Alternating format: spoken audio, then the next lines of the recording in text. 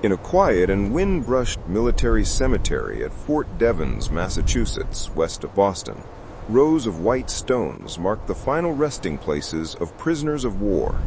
Men who once served Italy and Germany, fought under a different flag, and ultimately died far from the countries they called home. Among these markers stands one gravestone that draws particular attention: the stone of U-boat Captain Lieutenant Friedrich Steinhoff. He died at the age of 37 in post-war American custody, under circumstances that would later provoke deep questions and troubling uncertainties. His final days were clouded by unexplained injuries and contradictions in official accounts, layers of mystery that remain unresolved nearly a century later. Far from Massachusetts, in the serene openness of the New Mexico desert, lies another grave, this one belonging to Friedrich's brother, Dr. Ernst Steinhoff. Though the brothers shared the same upbringing and inherited the same streak of ambition, their legacies could not be more different. Ernst was celebrated for his pioneering contributions to rocket guidance engineering. Working alongside Wernher von Braun, he became part of America's early missile and space programs. His achievements ultimately led to his induction into the International Space Hall of Fame. Yet Ernst's past in National Socialist Germany would eventually raise complex ethical questions about the price of scientific progress and the moral compromises that fuel great technological leaps.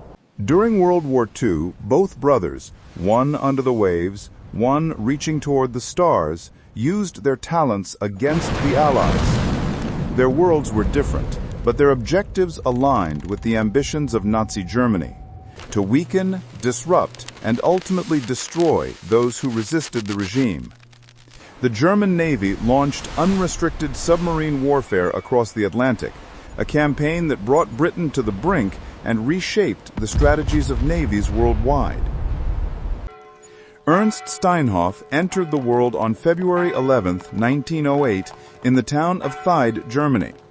His younger brother, Friedrich, was born a year later on July 14, 1909, in Kusel.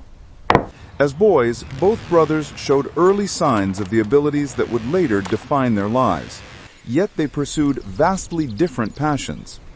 Ernst gravitated toward the sky. As a teenager, he immersed himself deeply in the study of flight, particularly the art of gliding, an elegant, demanding discipline that requires mastery of air currents and acute sensory awareness. In 1923, Ernst joined school friends in Kassel, forming a group of glider enthusiasts who spent weekends experimenting with the limits of air resistance and lift. Gliders, unlike powered aircraft, rely entirely on gravity, altitude, and invisible columns of rising warm air. Pilots must read the sky like a map and make decisions with precision, planning every glide, turn, and descent. Ernst quickly became a skilled and dedicated pilot, revealing not only a technical mind, but also the calm, calculated temperament needed to navigate the sky without an engine. When Adolf Hitler became chancellor in 1933, Germany's aviation landscape changed dramatically. Glider clubs, flying schools, and aviation institutions were absorbed into the structure of the Nazi state. What had been sporting and scientific communities soon fell under the supervision of the Luftwaffe and the broader apparatus of National Socialist ideology. Flight, especially gliding, became an important training ground for young Germans entering future military aviation roles. Ernst already excelled in the field. In 1935, he set a remarkable long-distance gliding record, flying approximately 500 kilometers from Breutz, Germany, to Brunn in then Czechoslovakia. His abilities, combined with his growing academic knowledge, drew attention. Motivated by a fascination for the science of flight, Ernst pursued engineering at the Technical University of Darmstadt, one of Germany's leading institutions for aeronautics research. His work connected him to the Research Institute for Gliding, a center tied to the Luftwaffe's technical and research initiatives. There, he deepened his expertise in flight mechanics, aircraft instruments, and emerging control technologies. By the late 1930s, his path was merging toward one of the most ambitious engineering efforts of the 20th century. While Ernst looked upward, Friedrich chose the sea. Before joining the Navy, he served in the German Merchant Marine, gaining experience aboard ocean-going ships and earning a license that qualified him as a first officer. Yet with Germany rearming its forces in the 1930s and rebuilding its navy, the Kriegsmarine, Friedrich felt compelled to join. In 1935, he entered the naval ranks. His training progressed from junior command roles aboard frontline vessels to specialized officer courses in the Baltic, where he learned the technical and tactical demands of undersea warfare. Those who later served with him described him as a committed, responsible captain, caring toward younger sailors, protective of his crew, and respected for his knowledge of the sea. His wife Illa would later describe an unusual contradiction. Friedrich loved the open water, the vast horizons of the ocean, yet suffered from bouts of claustrophobia, a difficult trait for a man destined to command submarines. Despite this, in 1941, he entered the feared and celebrated U-boat service, a decision that placed him at the deadly heart of the Battle of the Atlantic. Within the Nazi state, U-boat commanders were depicted as bold heroes, pushing the limits of endurance beneath the waves. To the Allies, they were lethal threats, wolves in steel hulls hunting the lifelines that kept Britain supplied with food, weapons, and industrial goods. The Battle of the Atlantic became the longest continuous campaign of the war, and U-boat officers like Steinhoff were instrumental figures within it. While Friedrich took to the sea, Ernst took a different oath, one of science in service of the Reich.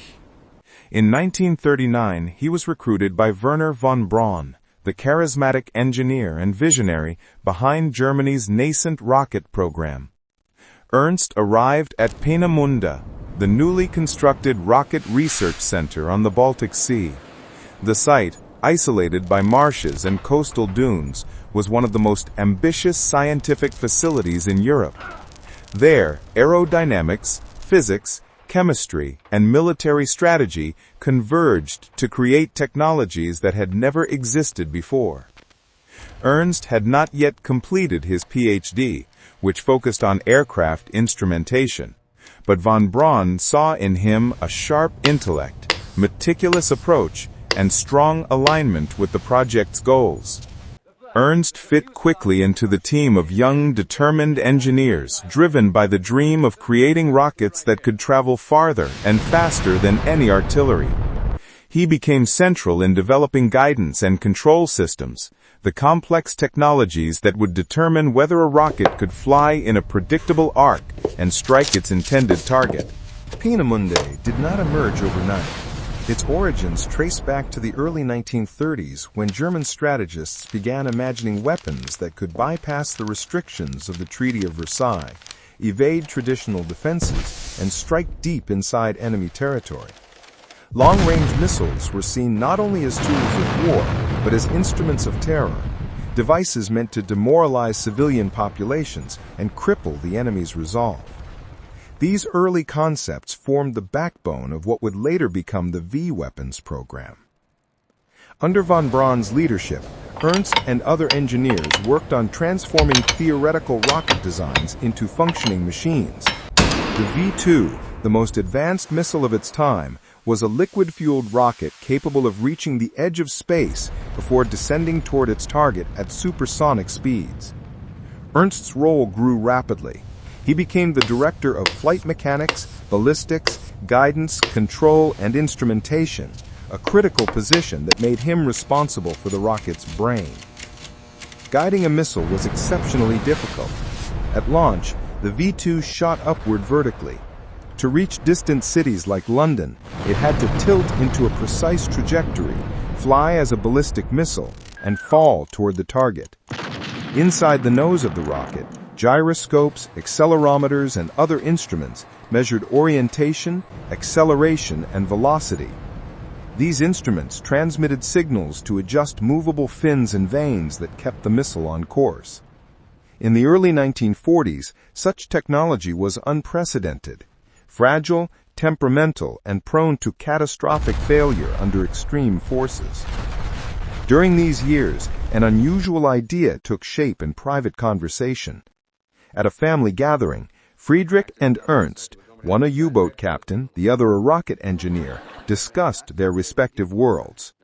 Naturally, the question arose, could rockets be launched from submarines? The idea was simple but revolutionary. A submerged craft firing missiles covertly, capable of striking coastal targets without warning. The brothers shared the concept with their commanding officers. Funding was approved, and they carried out an experimental test using off-the-shelf Army rockets mounted on the deck of U-511. On June 4, 1942, 40 feet below the surface near Peenemünde, the submarine fired these rockets and succeeded. It proved that submarine-launched rocketry was possible more than a decade before superpowers would attempt the same concept. However, the rockets used in this trial had a range of only about 5 kilometers. From a military perspective, this limited their usefulness. A submarine would have to surface or approach dangerously close to shore. As a result, the Kriegsmarine dismissed the concept, at least temporarily. But the experiment planted the first seeds of what would eventually become submarine-launched ballistic missiles, or SLBMs, one of the defining weapons systems of the Cold War. While Friedrich returned to the sea, Ernst pushed ahead with the rocket program. The early A-series tests were riddled with disasters. Rockets exploded, fell apart mid-air, or veered off course. Engineers worked through sleepless nights, refining fuel mixtures, redesigning control surfaces, and recalibrating instruments. Then came the breakthrough.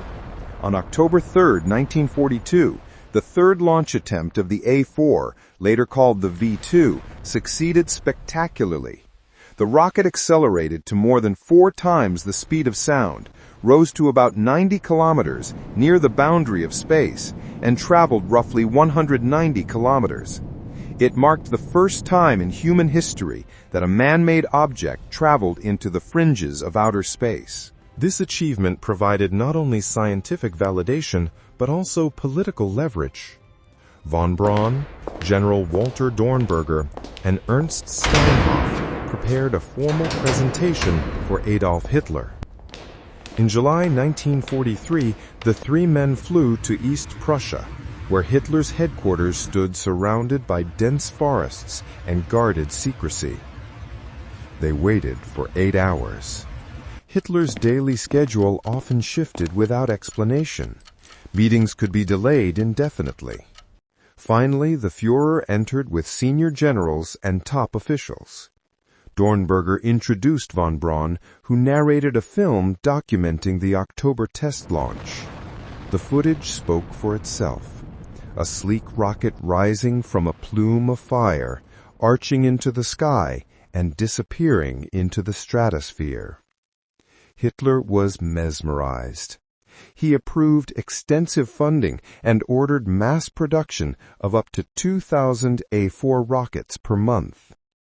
Yet even as Hitler embraced the program, the British took notice. In June 1943, RAF reconnaissance photographs identified unusual activity at Peenemünde. 2 months later, in August, the RAF launched a devastating bombing raid that forced much of the V2 program underground. Ernst's daughter Monica later recalled memories of seeing glowing trails across the night sky, likened to Christmas trees falling from above. As a child, she saw beauty in what was actually the terrifying glow of flares dropped before bombing runs. With Peenemünde vulnerable, production moved into underground tunnels at sites like Mittelbau-Dora. Conditions there were horrifying. Cramped, airless tunnels, brutal overseers, starvation, disease, and constant fatigue. Historians estimate 1/3 of the roughly 60,000 forced laborers in the Dora system perished. More prisoners died constructing the V2 than the missile ever killed in wartime deployment, a grim reminder of the human cost buried beneath technological innovation. Engineers at Peenemünde, including von Braun and Ernst, were aware of these conditions. Some later claimed limited involvement. However, contemporary evidence and testimony reveal a more complex and troubling picture. According to historian Michael Neufeld, the prisoners were only factors of production, viewed as expendable labor in pursuit of scientific goals. Meanwhile, Allied intelligence operations intensified. In 1944, a German spy landed on the American coast, was captured and interrogated. He spoke of imminent rocket attacks against the United States, provoking fear and speculation. Reports circulated that Germany might be attempting to mount V-2 rockets onto submarines. By October 1944, the FBI relayed these concerns to J. Edgar Hoover, and New York's mayor warned citizens of potential rocket strikes. Intercepted communications in March 1945 mentioned long-range U-boats approaching American shores. One message noted that Captain Friedrich Steinhoff had participated in early submarine rocket experiments, fueling American fears. These warnings triggered Operation Teardrop, a naval operation aimed at hunting and intercepting U-boats believed to be carrying missile systems toward the U.S. coast. As the war in Europe neared its end, chaos engulfed Germany. The Soviet army advanced relentlessly toward Berlin. Cities lay in ruins. Food was scarce. Communications were collapsing. Amid this collapse, Winston Churchill wrote later of the immense danger posed by U-boats, although some of his warnings were embellished in post-war publications. The war in Europe formally ended with Germany's unconditional surrender. Yet for thousands of men still scattered across oceans, bunkers, and military installations, the war's official end did not immediately bring safety, dignity, or clear explanations. Among them were the surviving crews of the U-boats, who now faced orders to surface, display signals of surrender, and place themselves at the mercy of the Allies. Grand Admiral Karl Dönitz, who had briefly succeeded Hitler as Germany's head of state, radioed all remaining U-boats on May 4th with explicit instructions. They were to cease all hostilities, surface, identify themselves with a black flag, and contact the nearest Allied authority. This black flag caused some bitterness among veteran captains. Traditionally associated with piracy, it felt to many like a mark of shame, especially for those who saw themselves not as criminals, but as soldiers following duty. In reality, Allied planners had chosen black for simple visibility, a stark, unmistakable signal on the gray horizon. Dönitz instructed crews to destroy encryption devices, jettison codebooks and cipher materials, including the famed Enigma machines, and secure their vessels in a non-threatening configuration. Anti-aircraft ammunition was to be discarded. Deck guns were to be pointed away from potential targets. The message was clear: compliance, or else Allied forces would treat any resisting submarine as hostile and sink it. One by one, U-boats surfaced and surrendered. Allied naval squadrons escorted them to ports such as Loch Eriboll in Scotland, Lissahalli in Northern Ireland, and Portsmouth, New Hampshire. Among them was U-873, commanded by Captain Lieutenant Friedrich Steinhoff. After surrendering on May 17, 1945, Steinhoff and his 59-man crew were transported to the Portsmouth Naval Prison near Kittery, Maine, an imposing granite institution known for tight confinement and harsh conditions. What followed inside those walls remains one of the most troubling and contested episodes in the aftermath of the U-boat war. After initial processing, Steinhoff and several of his officers were transferred by bus to the Charles Street Jail in Boston, where interrogations intensified. American naval intelligence officers were particularly interested in Friedrich for several reasons. They knew, through captured documents, decrypted signals, and earlier intelligence briefings, that he had commanded U-511, the submarine involved in the very first underwater rocket launch experiments at Peenemünde. They also believed he might possess knowledge of potential long-range submarine-based missile systems, technology which they feared Germany might have been preparing to use against the United States in the war's final months. As interrogations progressed, multiple witnesses reported disturbing observations. Fellow prisoners later recounted that Steinhoff returned to his cell on more than one occasion with severe swelling, bruising, and signs of recent physical trauma. His face was discolored, marked with contusions suggestive of repeated blows.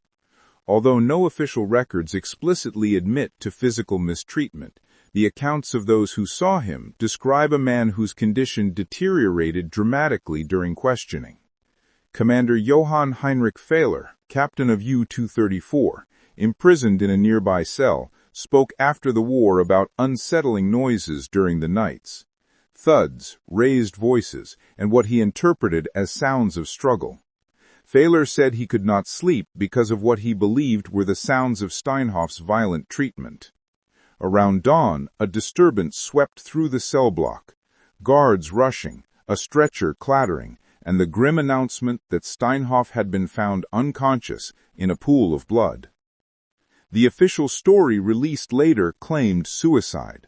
According to the report, Steinhoff allegedly used a sharpened object or a broken implement to inflict a fatal wound on himself.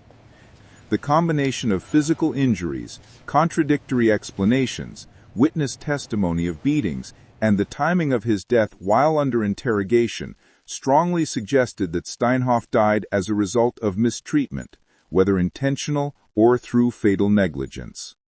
While Friedrich met a tragic and violent end, another story was unfolding thousands of kilometers away. Ernst Steinhoff, along with von Braun and other Peenemünde engineers, understood that the approaching Soviet forces posed a different kind of danger. They knew that the Soviet Union aimed not just to seize technology, but also to detain the scientists themselves, often through forced cooperation or punitive measures. To avoid capture, Peenemunde's leadership began hiding documents, burying sensitive materials, and dispersing equipment. Then they fled westward toward Bavaria, seeking to surrender to American forces. The Allies, particularly the United States, now saw another dimension to the rocket program. The V-2 may have failed strategically, it did not change the war's outcome, but technologically it was a leap into the future. It demonstrated the feasibility of long-range ballistic missiles. It proved that liquid propellant engines could reach the edge of space. It revealed that guidance and control systems could steer a multi-ton vehicle at supersonic speeds. And it showed that rocketry was no longer a fringe experiment. It was the next frontier of global power. This realization triggered one of the most intense scientific competitions in history. Operation Paperclip began as a covert effort to recruit German scientists before the Soviet Union could seize them. The Americans understood that the geopolitical balance of the post-war world and the coming ideological conflict with the Soviet Union would depend heavily on advanced weaponry and aerospace capabilities. German scientists, regardless of their political affiliations, represented a treasure trove of expertise. Von Braun, Dornberger, and Ernst Steinhoff and dozens of other scientists surrendered to American troops in Austria and Bavaria. They were quickly interrogated, screened, and eventually approved for transport to the United States. Some were quietly cleaned of their Nazi affiliations in official documents to make their transfer more acceptable to American institutions and the public. The Soviets, meanwhile, captured what they could: facilities, launch pads, spare parts, and some middle-level engineers. But the heart of the rocket program, the core leadership, had already chosen the Americans. In the summer of 1945, the first group of German rocket engineers boarded military transport ships bound for the United States. Others followed over the next 2 years, resulting in a community of more than 300 scientists and technicians working in American research centers, from White Sands in New Mexico to Redstone Arsenal in Alabama. Their arrival marked the beginning of a transformation in U.S. missile development. Each launch marked a historic step in America's transition into the missile age, an era that would eventually lead to the creation of intercontinental ballistic missiles and the dawn of human spaceflight.